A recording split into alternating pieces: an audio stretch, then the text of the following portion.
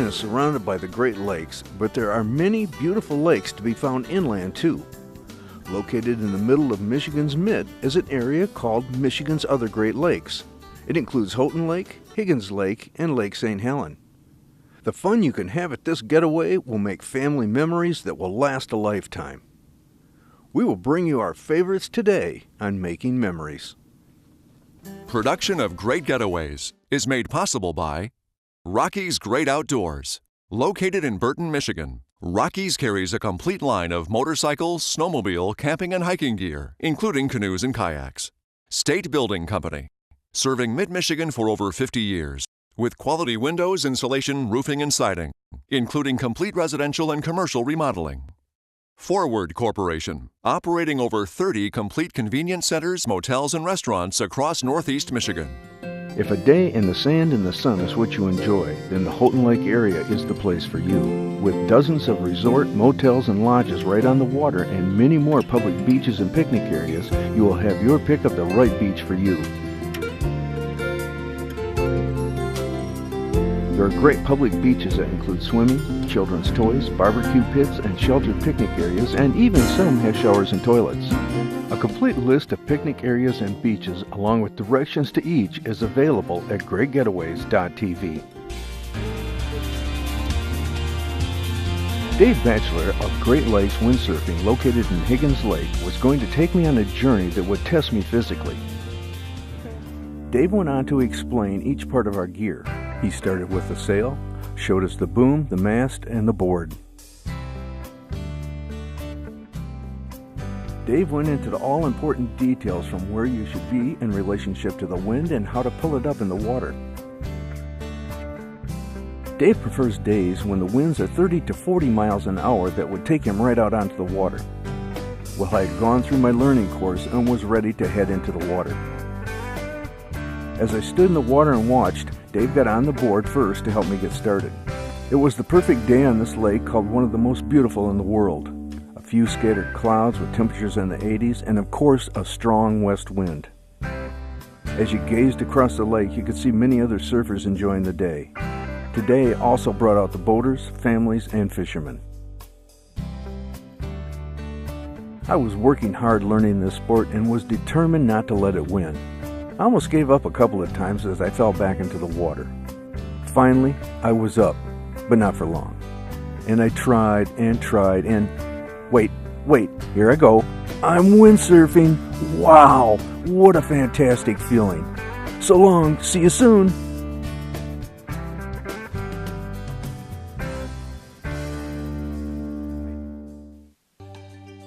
There are two world-class rivers that run through the Houghton Lake area, the Au Sable and the Muskegon. Today we'll take a short trip down the Au Sable. The Au Sable is a major tributary to Lake Huron. It drains a north-south basin that includes 1,932 square miles in north-central lower Michigan. The basin is approximately 90 miles long and 10 to 30 miles wide. The river basin is partially within the Huron National Forest and includes Montmorency, Crawford, Oscoda, Alcona, Roscommon, Ogama, and Iosco counties. For a complete list of all the different canoe and kayak outfitters, including specialty fly fishing outfitters, we have a link on our site. This area is so full of history that it was hard to decide what to look at first. Houghton Lake Historical Village contains 11 restored 1800s buildings.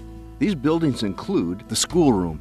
It's an original hand-hewn log schoolhouse built in 1876 to serve the children of Edna, now named Prudenville. The blacksmith shop. Inside the shop, the tools of the blacksmith, as well as some of the items that the smithy would have produced, are on display. A doctor's office and pharmacy, along with a barber shop. Ow! I think it's time to sharpen those. The homestead was originally set to resemble a homestead that would have been built around 1900 to 1925. And a chapel. This charming historical chapel was built the old-fashioned way, by community effort, and it can accommodate 35 people. It is available for modern-day weddings and other services. Chapels like this one were often the center of life in the village. And of course, there's a general store. There were many other interesting buildings and museums here. Every year, on the first weekend of August, a Village Day festival is held in the historical village. During Village Days, the historic site comes alive with demonstrations, guides in period costumes, and all buildings are open and operating. There are also numerous crafts and musical demonstrations. The village is open Fridays and Saturdays from Memorial through Labor Day.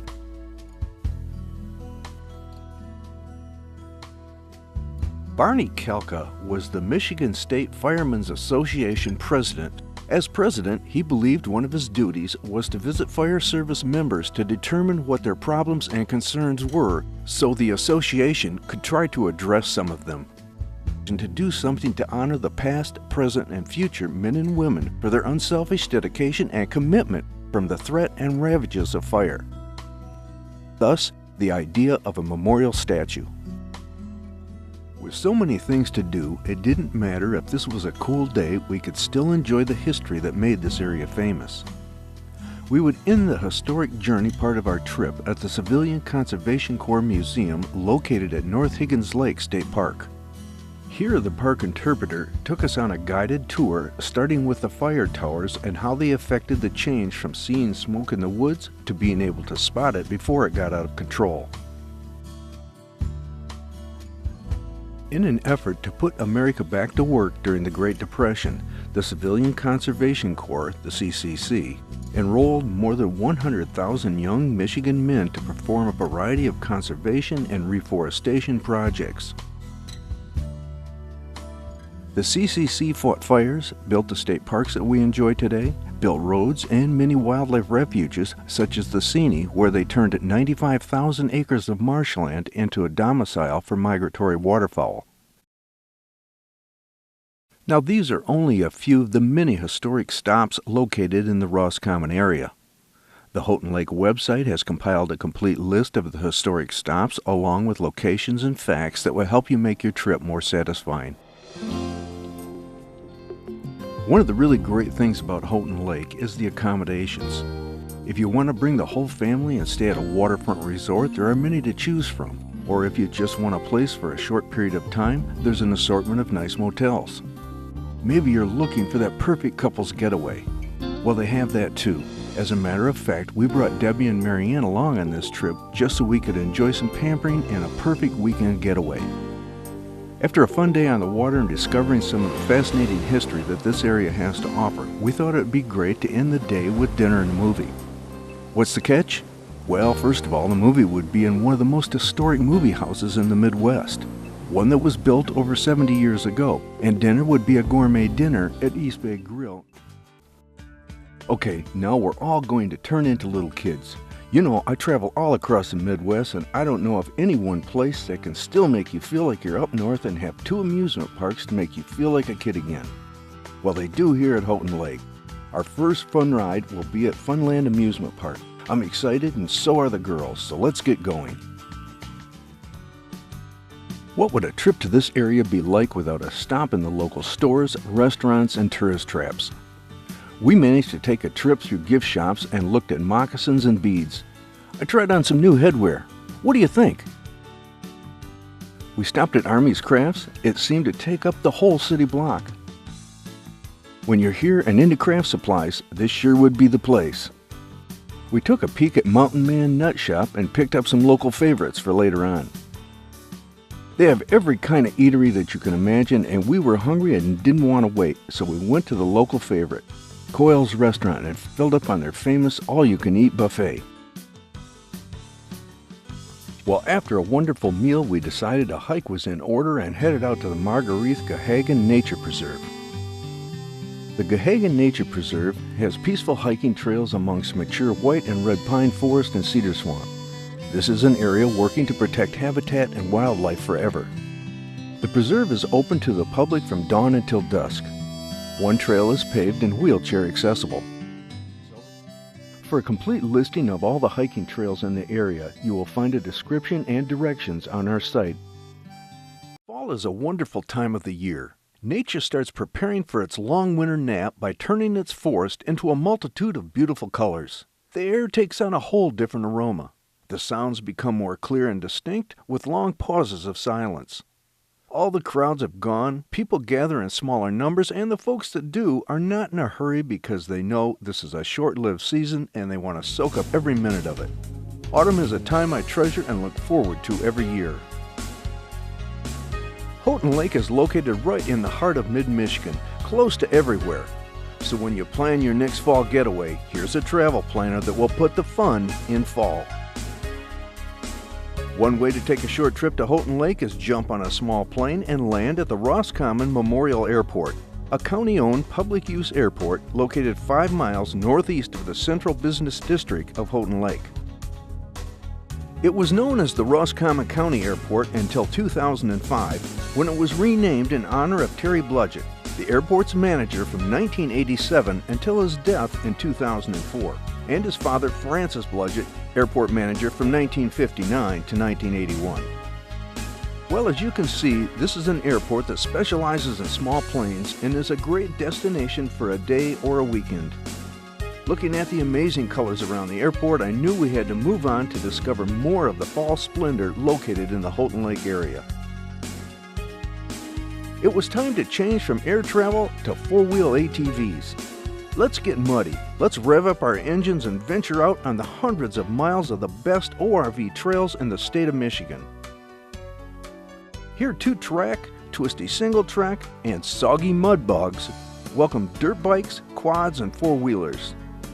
So let's load up the GPS, keep our Michigan ORV trail maps handy, and scroll our route sheets, because the stumps, whoops, logs, brush, and sand hazards that dot the lightly groomed trails await our knobby tires, inviting us to enjoy the muddy side of pure Michigan.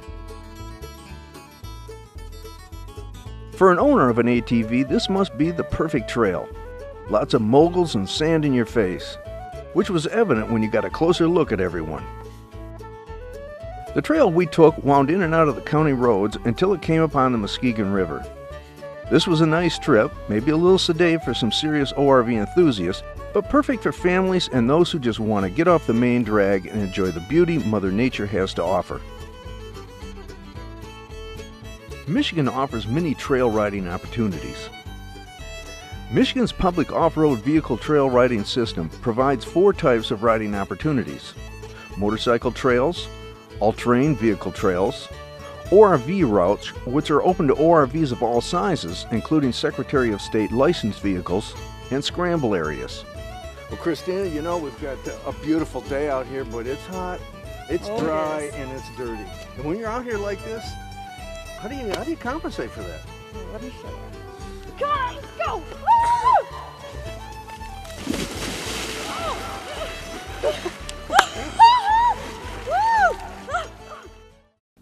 Roscommon County has so many great trails and such a diverse off-road crowd that St. Helen Dirt Packers ATV Club started a festival to celebrate the abundance of ATV opportunities. The ATV Jamboree is held annually at St. Helen around the middle of August. Chairperson for this event is Jim Little, owner of St. Helen Power Sports. If you like ATVs, you're going to find our conversation with Jim very interesting. We have a number of pretty exciting events. We have a mud bog, we have an ATV pull, we have a sand drag, a GPS Scrabble ride, some kids events, and a silent auction. So it's pretty exciting. The mud bog is a course that is essentially 150 feet long, and we have ATVs and UTVs that run through 3 different pits of different depths. So it's pretty exciting, and the mud, it really gets flowing. A UTV is a utility terrain vehicle. A lot of people call it a side-by-side. You know, like this unit behind me, this is a utility vehicle. It is a side-by-side. This one's tricked out pretty much. It's got some pretty aggressive tires on it. It has a snorkel kit on it, and it's really made to be doing some mud bogging. You'll see this one out in the course. Last year we had a little over 100 vehicles participating with another 200 people spectating.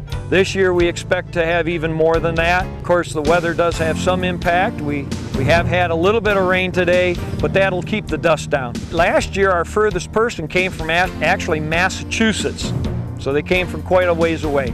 The majority of the competitors come from Michigan, Ohio, Indiana. We do a lot of advertising through ATV magazines and you know, that sort of thing.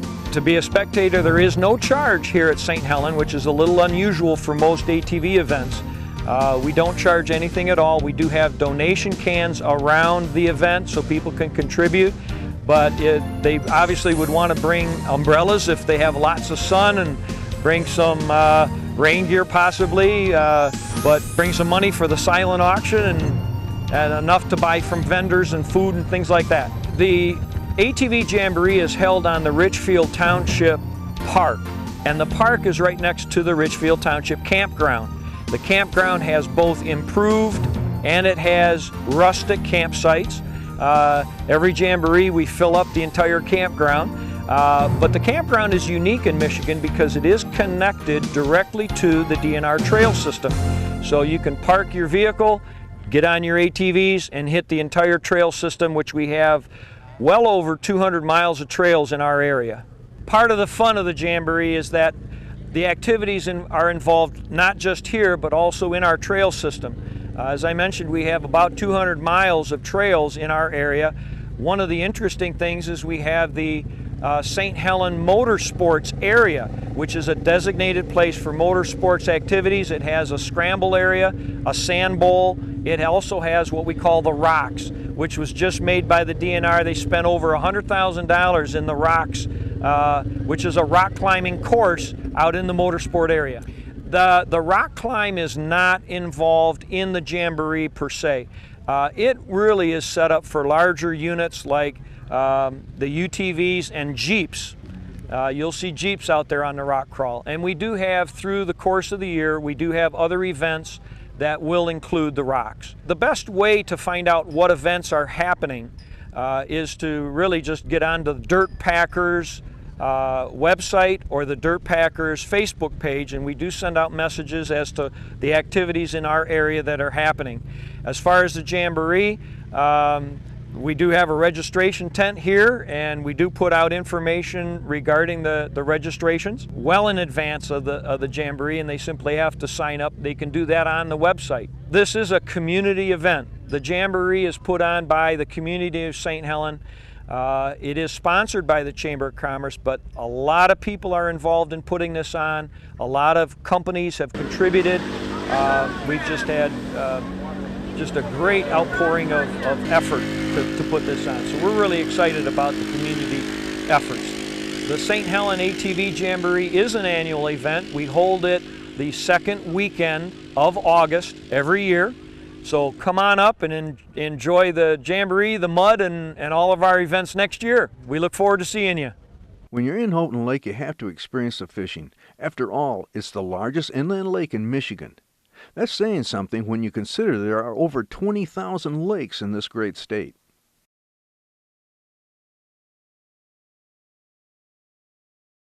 We arrived on the water to a beautiful fall evening, warm with a slight breeze. I don't know if a serious fisherman would consider this a great fishing day, but it sure was what I was looking forward to. Our guides were John Wade and John's son Jack. We moved around the lake looking for that hot spot that everyone talks about. We stopped in the right place because soon the first fish was brought in. Not a walleye, but hey, it's a fish. Right?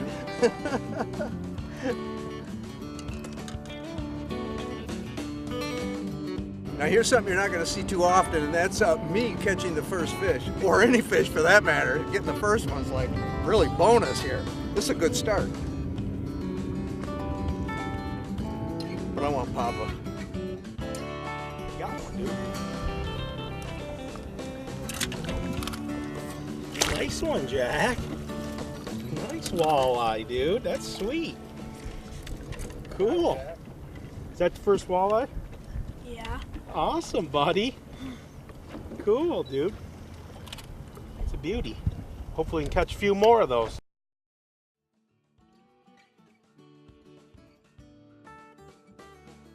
Now it was on to Wellington Farm, USA, a 60-acre open-air interpretive museum designed to give visitors an experience in the life of rural mid-America during the Great Depression. Through a series of displays, a wide variety of exhibits, and beautiful natural settings, the park provides a variety of educational, recreational, and cultural opportunities for visitors to northern Michigan. The village is a recreation of a village in northern Michigan during the 1920s and 30s. The first thing we did was jump on a wagon with the other tourists and were taken to a little town. Along the way and through the fields, we seen the replicas of yesterday. We were soon winding our way through the woods filled with autumn beauty. When we arrived, the first place we encountered was an old church that they still hold weddings and services. The park includes working steam engines for all sorts of work.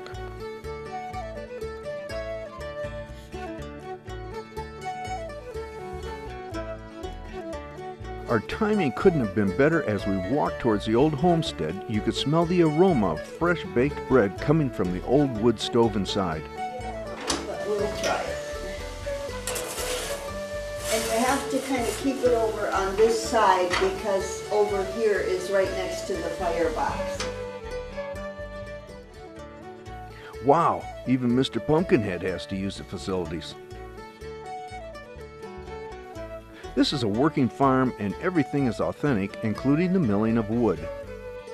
All of the buildings are fully functional and in complete operation through performances by volunteers specializing in historical and dramatic interpretation.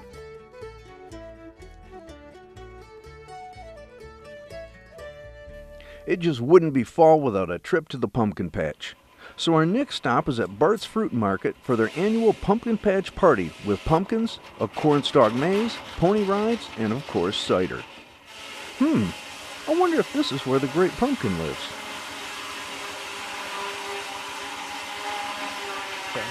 Little kids were everywhere, on top of pumpkins, in the pumpkins, behind the pumpkins. And there were pumpkins of every size, little ones, big ones, and funny ones. This was a fall family trip at its best. I couldn't resist. I had to be a little kid too. If you love the woods and enjoy a pleasant hike, there's no better time to do it than in the fall on a beautiful day next to a lake. Bob and Mary Collinson, along with our good friend Debbie from the Houghton Lake CVB, would accompany us on our trip to Marl Lake Hiking Trail located at the South Higgins Lake State Park. This trail has 3 different loops that each follow along Marl Lake. They range in length from 2 miles to 5.5 miles. They have all hiked this trail many times and were great companions for another great fall family getaway. The Marl Lake section has ample parking, vault toilets, picnic tables, and outdoor grills. If you have a small boat, there's a nice boat ramp. South Higgins Lake State Park is a 1,000-acre park split in half by County Road 100. To the north is Higgins Lake, and to the south is Marl Lake and 700 acres forested in maple, oak, and pine. The park contains almost 1 mile of shoreline along Higgins Lake, which is a large, spring-fed body of water known for its clarity and fishing potential.